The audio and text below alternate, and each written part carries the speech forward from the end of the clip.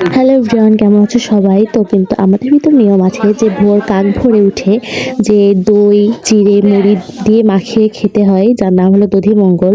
তো এটাই খাবে আজকে। তো ঘুর থেকে কিন্তু দেখতেই পাচ্ছ যে এখন ভোর 5টা বাজে, মানে এখন অনেক সকাল, এখন বাইরে পুরো একদম অন্ধকার। তো এই সময় উঠে কিন্তু এই নিয়মটা পালন করতে হয়।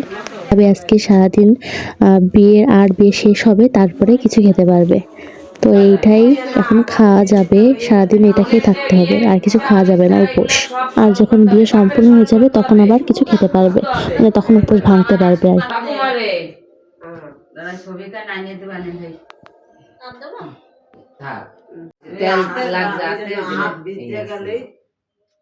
ধরবে না তাড়াতাড়ি, আরে থাকবে আড়াই ঘন্টা।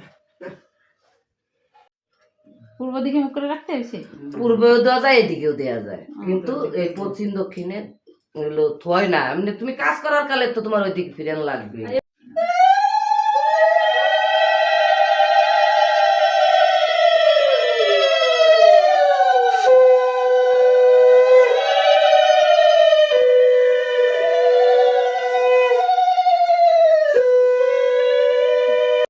তো এখানে যে রিচুয়ালগুলো পালন করছে, 3বার নাকি নাকে শুকে তারপরে যে নিচে রাখতে হয়।